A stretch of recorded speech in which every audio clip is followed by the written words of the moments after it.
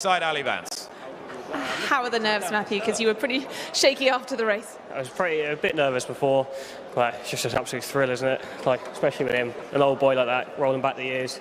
He's done it a couple of times this year, so it's exceptional. What's it like watching the race from your point of view? Because you're with this horse every day. You really care for him.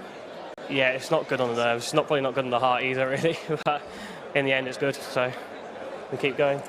I mean, your hopes coming into the race, he wasn't amongst one of the sort of the international favourites. It's you can never rule him out, can you? No, well, the hopes, like, looking through the form of Zakuski, and he has form as Zakuski now. We're 2-1 now with him, so we might meet him again, and we'll see what happens. Just in his career and your career, where does this moment rank? Be fairly high up there now. It has to be. Like, again, like another Group 1, you can't complain. Just put into words what this horse means to you. There is no words. You can't explain it, really. It's just a thrill. He's looking for you now, so you better head off and give him some water. Well done. Thanks very much. Matt Ennis, a man of many talents, not only looks after this horse, but as I said before the race, he's a terrific golfer and also the champion amateur rider on the flat in the UK. So Lord Glitters is very fortunate in all his connections. There he is, the winner of the 2021 Bahrain International. How was it done then? Made the point before the race that you didn't want to leave your challenge too late.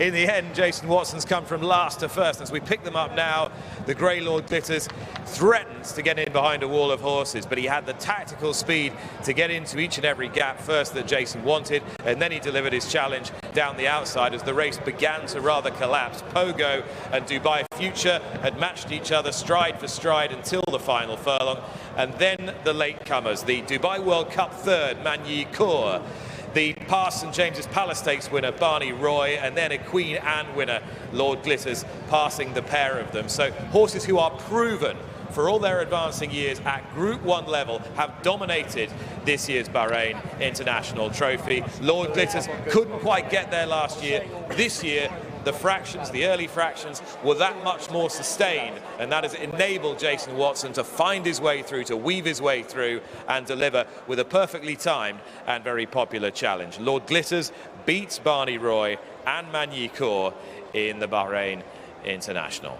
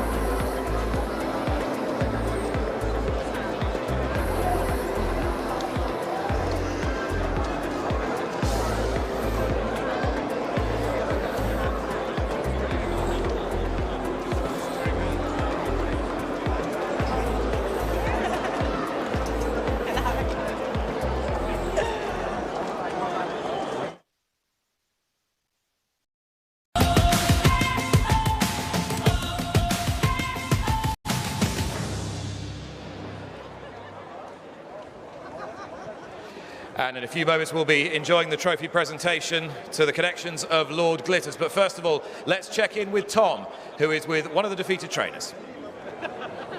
Yeah, Richard Fahey has seen Fevrover run a great race. She's finished fourth, and I just watched the race back, and she's tried to go up the inner. That's how the cards fell. What did you make of the run, Richard?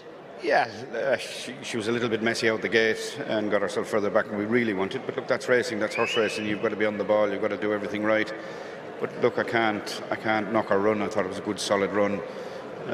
She's finished fourth, first time over the trip, and she held herself up well. It's all about winning. It's frustrating, but I'm going home with a half a smile on my face, not a big one. That's great to hear, and good prize money for you as well. Richard, thanks for your time. Well done. Let's get back to Nick. You join me, Tom, the presentation party after the 2021 running of the Bahrain International, and we warmly welcome His Highness Sheikh Nasser bin Hamad Al Khalifa and His Highness Sheikh Isa bin Salman Al Khalifa to present the trophy to trainer David O'Mara and his assistant Christopher Dixon, both here from the UK on behalf of the owners, the Turnbull family, the late Jeff and Sandra Turnbull.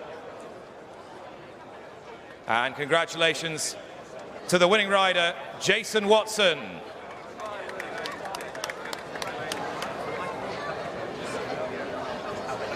And Jason is here. Your Highnesses, ladies and gentlemen, please a warm round of applause for Jason Watson.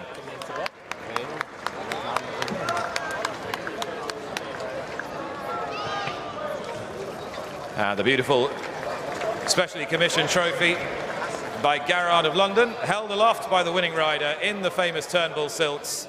Lord Glitters is the winner of the Bahrain International.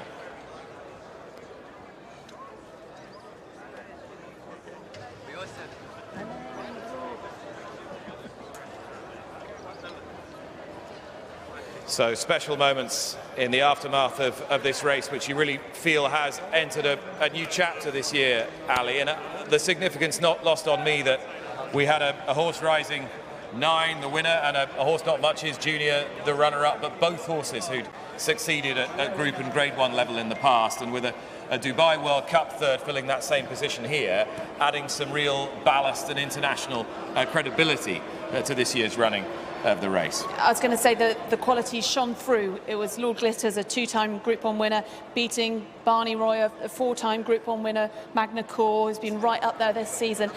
Lord Glitters, the joint highest rated horse to run in this race with Sovereign last year, so it just showed that the race is very much on the up, and the fact that Barney Roy finished in second.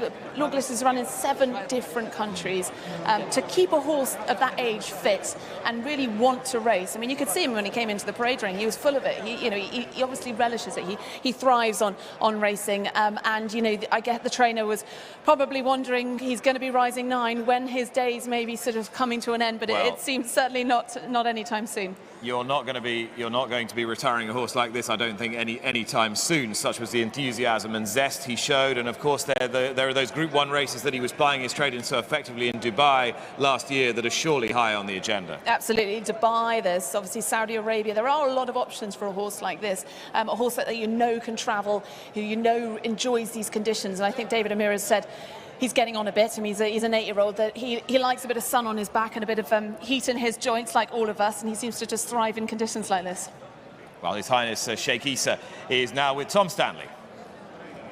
He is indeed, and I'm looking forward to seeing exactly what he thought of that, because I remember speaking to you a couple of years ago when you had a runner in this and a horse who went very close, and you had such a vision for this race. Where are we now, Sheikh Isa? Well, first and foremost, I'd love to congratulate Chris Dixon and David O'Meara, and obviously all connections, because the best horse won on the day, and we saw a truly run race, even pace throughout, so we're delighted. It was an excellent finish as well, and horses being caught late. At one stage there were 4 or 5 that easily could have won it. It saw a serious Group 1 performer win it, and it provided a thrill to the crowd here as well. Absolutely, and to me. I mean, I saw a different side of the race as I didn't have a runner, so I was looking at the entire field as they were coming down. You were calmer today? Much calmer. I mean, on my nerves for different reasons, but the day went well, and the race was a huge success.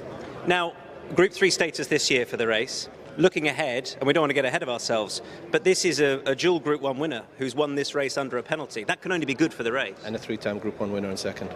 Yeah. So we're going from strength to strength.